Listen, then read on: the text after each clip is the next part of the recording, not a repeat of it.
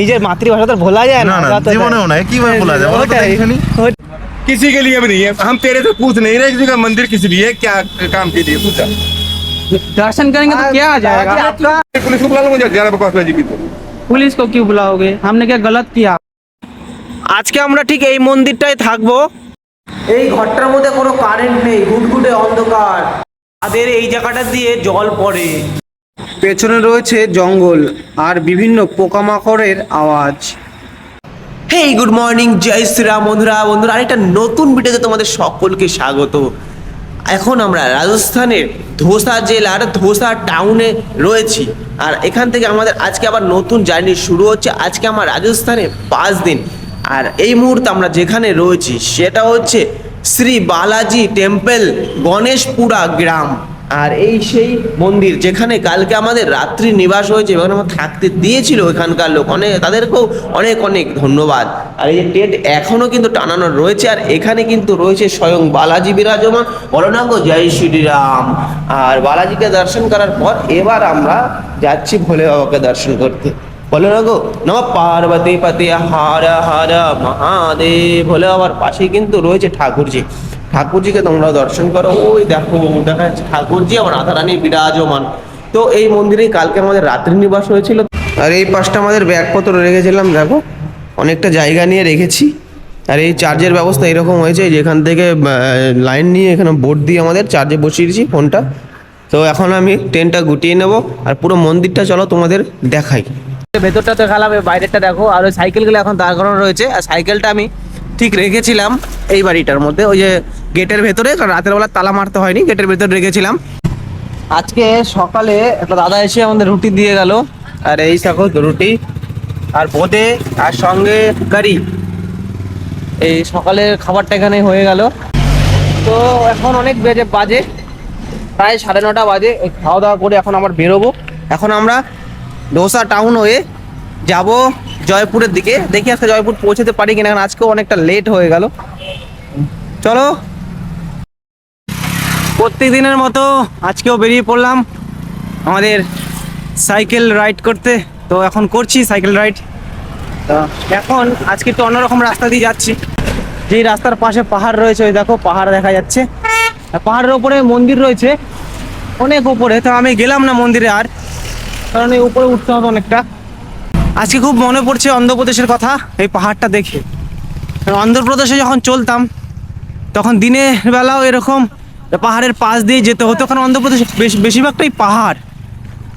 আর সন্ধ্যেবেলা যখন কোথাও নাইট স্টে করবো দাঁড়াতাম, সেখানেও পাহাড়ের পাশ দিয়ে চলতে হতো। তো সেই দিনের কথা মনে পড়লে তখন হেঁটেই করতাম। এই কারণে পথটা না তাড়াতাড়ি শেষ হতো না। এই জন্য 5 কিলোমিটার শেষ করতে গেলে মনে হতো যে কতটা পথ। অন্ধ্রপ্রদেশে পাহাড় দিয়ে চলতাম, সেই পাহাড়ের পাশে সব চিতা, হায়না, তারপরে আরও ভালু সব থাকতো। তো সেই দিনের কথা মনে পড়লো। আর 2 সাইডে শুধু বাবলা গাছ, এই যে বাবলা গাছ, সেই পাশে এই পাশে সব দিকে। রাস্তাটা খুব একটা ভালো না, এই ভাঙা রাস্তা, এখান দিয়ে যেতে যাচ্ছি। আর ওই দেখো পাহাড়টা, পাহাড়ের ওই প্রান্তে একটা মন্দির।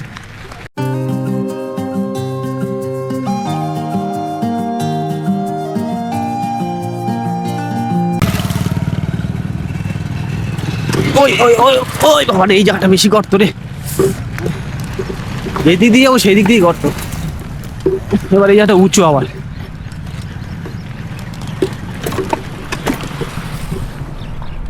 2 মিনিট সাইকেল চালালাম, এই যে ঘামা শুরু হয়ে গেছে। গরমটা বুঝতে পেরেছো কিরম? প্রচুর গরম।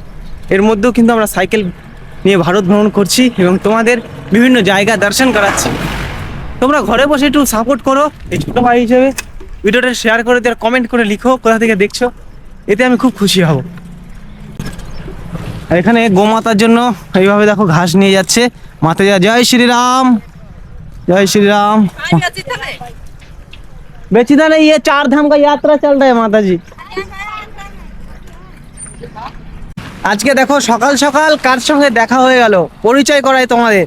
খুব ভালো লাগছে আজকে সকালবেলা দাদার সঙ্গে দেখো। দাদা বাঙালি মানুষ, দাদার বাড়ি রানাঘাট, আমার নদিয়া জেলাতে, আমার মদনপুর, দাদার বাড়ি রানাঘাট। দাদা তোমার বাড়ি একটু বলে দাও, অ্যাড্রেসটা কোথায়? আমার বাড়ি রানাঘাট, কালনারায়ণপুর স্টেশন, একদম জাস্ট ওর সাথেই আছে, বুঝলে তো। আমি এখানে অনেকদিন ধরে থাকি তো আমার একটু বাংলা বলতে একটু সমস্যা হয়, বুঝলে? বুঝতে পেরেছি একটু আমারও মাঝে মাঝে একটু না, চলে না। আসে। তোমরা যে কত বছর আছে এখানে? আমি তো অনেকদিন হয়েছে, প্রায় 12-13 বছর হয়ে গেছে। 12-13 বছর, মানে এখানে হ্যাঁ। সব সংসার এখানেই সব? না, ফ্যামিলি বাড়িতে থাকে, আমি যাই মাঝে মাঝে বাড়ি যাই, কিন্তু বেশিরভাগ এখানে হিন্দি বিন্দি বলা হয় তো, হ্যাঁ, এখানে যার কারণের জন্য আমার একটু বলতে সমস্যা আর কি। ও তারপর নিজের মাতৃভাষা তো ভোলা যায় না। না, না, জীবনেও না, কিভাবে বলা যায় বলো তো ওটাই দেখি? ওটাই। কারণ কিসের জন্য তোমাদের সাথে আমার দেখা করে তো অনেক ভালো লাগছে, বুঝলে তো? আমারও খুব ভালো লাগছে, আমি খুঁজছিলাম, আমি ভিডিওতে সকলকে হ্যাঁ। বলি তোমরা একটু শেয়ার করে দাও, শেয়ার করে দিলে আমি একদম অনেক লোক রয়েছে না বাঙালি হ্যাঁ, মানুষ, হ্যাঁ, হ্যাঁ। তারা এখানে আমাকে বলে যে আসো, ঠিক আছে? না, ও তো বিলকুল ঠিক আছে। আমি তোমরা যে এসছো না যে আগ্রাবাই যে রোড ধরে, হ্যাঁ, হ্যাঁ। একটা কালাকো যে একটা এই রাস্তা ছিল, হ্যাঁ, হ্যাঁ, হ্যাঁ। ওখান থেকে আমি একটু ভিতরেই থাকি। আচ্ছা তারপর এই ভান্ডারি যে মোড় আছে, মোড়ে হ্যাঁ। এক দাদা থাকে এখানে, আচ্ছা, বাঙালি। বাঙালি।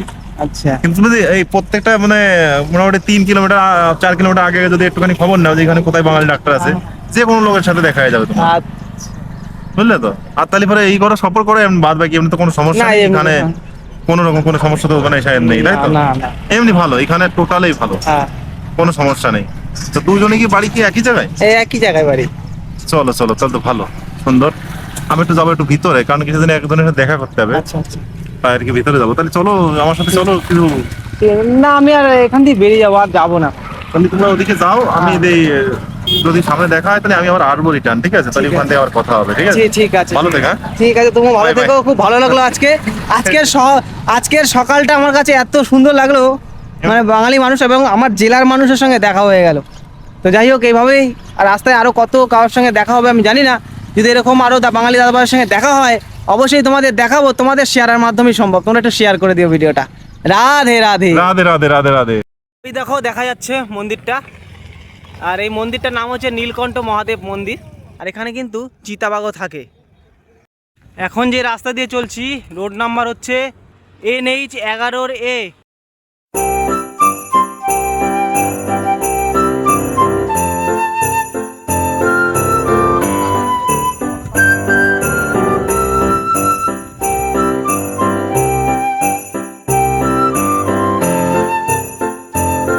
মাত্র বাকি 55 কিলোমিটার, জয়পুর থেকে এইদিকে যেতে হবে।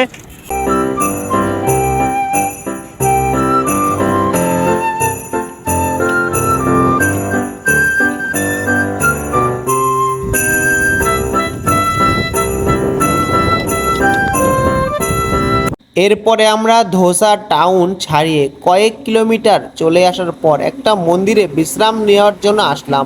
এখানে এসে আমাদের হয়ে গেল আরেকটা বিপদ, সেটা হচ্ছে এখানে থাকা মহারাজরা মন্দিরে প্রবেশ করতেই আমাদের ঘাড় ধাক্কা দিয়ে বের করে দিল। আমাদের কোনো কথাই তারা শুনছে না। তারা অনেক বয়স্ক, আমাদের দাদুর বয়সী, তাই তাদের সঙ্গে কি আর তর্ক করব, কিন্তু বাধ্য হলাম কিছু কথা বলার জন্য। আমরা যদি না বলি হয়তো পরবর্তী কোনো যাত্রী আসবে, তার সঙ্গে এরকম ব্যবহার করবে। শেষমেশ আমাদের চোর বদনাম দিয়ে এখান থেকে বের করে দিল। छोटे हैं ये चोरी करने के लिए एरिया से आए। चोरी करने के लिए और क्या मतलब? हम प्रमाण दे सकता हूँ, मैं 4 दाम हाँ, दे सकता है तू। तो क्या तू 4 दाम क्या 70 दाम कर ले, उससे कोई फर्क नहीं पड़ता। उससे फर्क नहीं पड़ता। ये पुलिस को बुलाओ, हम भी इधर हैं। बुलाओ, आप बुलाओ, क्या कहे महाराज। মন্দিরের পাঁচিলের বাইরে আমরা সাইকেলটা রেখেছি, সেই সাইকেলটাও দেখো একটা দাদু আমাদের সরিয়ে দিচ্ছে। আমাদের যাত্রা সব থেকে খারাপ দিন হলো আজ। এই জায়গাটা হচ্ছে রাজস্থান, ধোসা টাউন। আজ খুব দুঃখ পেয়েছি কারণ আমাদের চোর বদনাম দিল।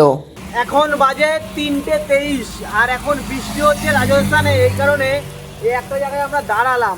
আর এই দেখো, এই বৃষ্টি ভেজা রাজস্থানের রাস্তা, 21 নম্বর জাতীয় সড়ক, জয়পুর যাচ্ছিলাম, প্রচুর বৃষ্টি।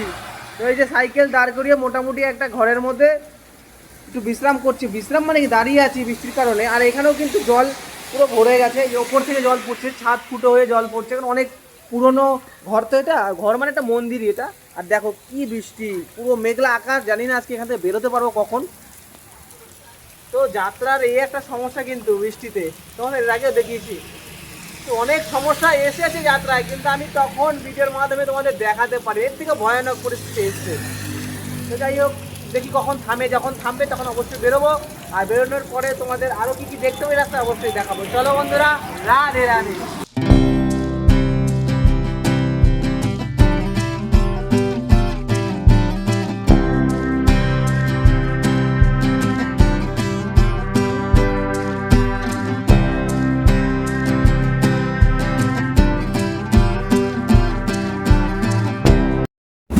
বৃষ্টির কারণে তো বেরোতে পারলাম না, তো খিদে লেগেছে, তো মনে ছিল না যে টিফিন গাড়িতে এই দেখো রুটি আর ওদের রয়েছে কলা রয়েছে, এগুলো সকালবেলা যেখানে ছিলাম আজকে সেখান থেকে আমাদের দিয়ে দিয়েছিল।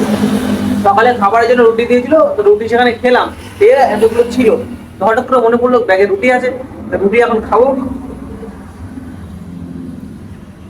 যা কাজটা আমাদের কিছু বানাতে হলো না সারাদিন, ভালোই হলো। কিন্তু কি হলো, চলতে পারলাম না, এটাই দুঃখের বিষয়। কিছুক্ষণ আগে আমাদের সঙ্গে কি ব্যবহার করলো, আবার দেখো কিছু লোক রয়েছে আমাদের কত সাহায্য করছে। তো রাজস্থানের সকলে কিন্তু খারাপ নয়, রাজস্থানের বেশিরভাগ মানুষ ভালো, 1% লোক খারাপ, সেই লোকটাই হয়তো আমাদের ভাগ্যে আজকে পড়েছিল। রাজস্থান খুব ভালো। আজ এখানেই থেকে যেতে হলো, এখান থেকে বেরোতে পারলাম না, কারণ বৃষ্টি 7:13 যখন বাজে তখন হলো পুরোপুরি কমেছে, তখন আমি বেরিয়ে গেছিলাম। তারপরে চিন্তা করলাম, নেটে আমি দেখলাম মন্দির কোথাও আছে কিনা, দেখলাম আশেপাশে কোনো মন্দির নেই, অনেকটা যেতে হবে, প্রায় 20 কিলোমিটার কাছাকাছি, তারপরে একটা মন্দির আছে, তাও ঠিক মতো দেখাচ্ছে না, তাই রিস্ক নিলাম না, তাই ভাবলাম যে এখানেই থেকে যাই।